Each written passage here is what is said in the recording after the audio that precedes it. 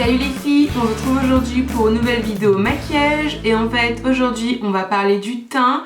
On va voir ensemble pourquoi est-ce que le fond de teint ne tient pas sur les peaux grasses. Je vais vous donner mes conseils et toutes mes astuces puisque j'ai moi-même une peau à tendance grasse, donc là en plus c'est l'été et je vous avouerai qu'elle brille.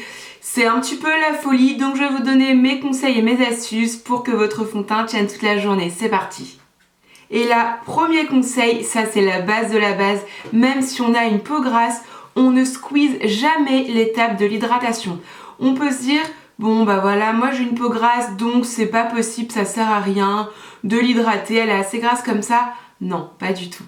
Dans ce cas-là, vous prenez une crème 100% hydratante qui est spécifique pour votre type de peau. Ça peut être une crème matifiante, peu importe, mais il y aura toujours des petits agents hydratants dedans et votre peau en a réellement besoin. Si jamais vous squeezez tout simplement cette étape, le fond de teint que vous allez mettre en dessous, le correcteur, peu importe, votre peau va le boire, votre teint ne va pas tenir toute la journée et ça sera encore pire puisque du coup vous aurez des petites taches, en fait des endroits où votre peau aura bu le maquillage. Donc ça c'est vraiment pas possible. On n'oublie jamais l'étape de la crème de jour et une fois que vous avez appliqué votre crème de jour, vous attendez 2, 3, 4 minutes avant de mettre votre fond de teint, histoire que votre peau ait bien bu ce que vous lui avez donné, histoire que la crème soit bien rentrée dans votre peau et une fois que c'est sec, dans ce cas-là, on peut passer directement au fond de teint.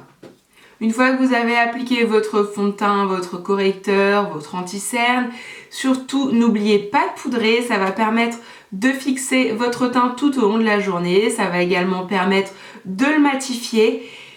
Et alors là par contre, attention la poudre, on n'en met pas 3 tonnes sur le pinceau et on badigeonne pas tout le visage de poudre. Il faut que ça reste naturel, donc vous prenez la poudre de votre choix, libre ou compacte, transparente ou un petit peu teintée. C'est pas du tout un problème, mais surtout ayez la main légère, quitte à refaire des retouches dans la journée. En parlant de retouches dans la journée, ce que je vous conseillerais toujours d'avoir sur vous, là je les ai pas sur moi, mais en fait ce sont des petits papiers matifiants qui ressemblent un petit peu comme à des feuilles de papier à cigarette. Et en fait c'est tout petit, c'est transparent, il y en a dans plein de marques, je sais que Sephora en propose, il y a également franchement plein de marques, vous pouvez en trouver pour vraiment pas très cher. Et ça du coup vous en servez pour faire vos retouches dans la journée, donc après le déjeuner, vers 15-16 heures, quand là on a tendance à briller un petit peu plus. Donc tout simplement vous prenez votre petit papier matifiant et vous allez venir tapoter au niveau de la zone T, en général c'est là où on brille. Donc le front, le nez, ici au niveau du début de la joue et le menton. Ensuite votre petit papier, vous le jetez, vous allez voir qu'il est un petit peu gras, un petit peu luisant. Et une fois que cette étape-là est faite, eh bien, vous prenez une poudre. Donc je vous conseille toujours d'avoir une poudre transparente ou la poudre du matin que vous avez utilisée dans votre sac à main. Et là, vous venez faire quelques retouches et du coup, je vous garantis que vous aurez un teint vraiment frais, à condition le matin de ne pas avoir mis 3 tonnes de poudre avant. Mais si jamais vous avez eu la main légère, faire une ou deux retouches dans la journée, ça va pas du tout plâtrer le teint et ça vous donnera quand même un résultat naturel et frais. Maintenant je vais vous parler des bases ou des primers, peu importe. Donc moi c'est pas du tout quelque chose que j'utilise au quotidien puisqu'en général il y a quand même du silicone et ça a tendance à me donner des boutons. Mais dans ce cas là je vais utiliser une base si jamais j'ai un événement ou si jamais mon make-up doit rester impeccable toute la journée. Mais c'est plutôt quelque chose que j'utilise en soirée. Donc les bases vous en avez dans plein de marques, là c'est W7, là c'en est une de Dior. Là c'en est une de chez Clinique et celle de Clinique c'est vraiment ma préférée. Elle permet vraiment d'avoir un teint complètement mat, le fond de teint qui ne va pas bouger, j'aurai aucune brillance. Elle a du silicone mais c'est vraiment la seule qui ne me donne pas de boutons. Mais après voilà, je l'utilise que de temps en temps, c'est vraiment pas quelque chose que je fais quotidiennement. Maintenant si jamais vous en avez jamais essayé, je vous conseille de tenter, allez-y. Prenez peut-être une pas trop chère au début, voir si ça correspond à votre peau. Et puis dans ce cas-là, moi c'est vraiment quelque chose que je vous conseille d'utiliser pour une soirée par exemple. Un autre conseil qui paraît tout bête et tout simple, mais je vous assure qu'on est quand même beaucoup de filles à se tromper, c'est le choix de notre fond de teint par rapport à notre type de peau. C'est-à-dire, j'ai une peau mixte à grasse, donc je vais me tourner vers des fonds de teint à effet matifiant, des fonds de teint poudre, des fonds de teint à fini poudré. Je vais pas du tout me tourner vers un fond de teint hydratant ou vers un fond de teint avec un fini satin pour les peaux sèches. Ça, c'est juste pas possible. Vous aurez beau mettre en application toutes les astuces ou tous les conseils que vous pouvez entendre un petit peu partout. Si jamais le choix du fond de teint n'est pas respecté, bah là clairement ça va pas du tout fonctionner. Et il faut également adapter le choix du fond de teint par rapport à son type de peau, on est d'accord, mais également par rapport à la saison. Par exemple, en hiver, je vais plus me tourner vers des fonds de teint fluides, à fini poudré par exemple, mais fonds de teint fluide parce qu'en hiver ma peau est un petit peu plus agressée, elle est un poil plus sèche, elle brille toujours mais seulement au niveau de la zone T.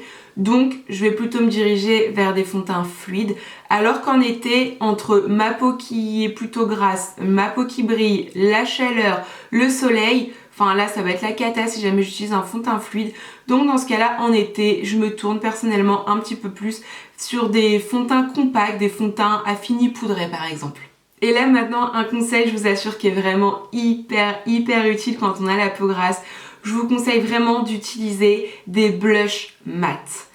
Et surtout n'utilisez pas d'highlighter. On n'a pas besoin de ça parce qu'en fait notre peau elle est lumineuse à sa manière, elle brille naturellement, donc on n'a pas besoin de rajouter de la brillance ici ou de la brillance aux joues, puisqu'on sait qu'on va se maquiller et 3-4 heures après, notre peau, elle vit en fait, donc du coup, elle aura tendance à briller, donc ne rajoutez pas de la brillance avec un highlighter ou avec un blush irisé.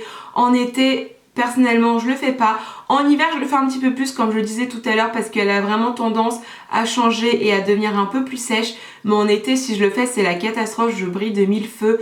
Enfin voilà, je passe mon temps le matin à vouloir avoir une peau mate et parfaite.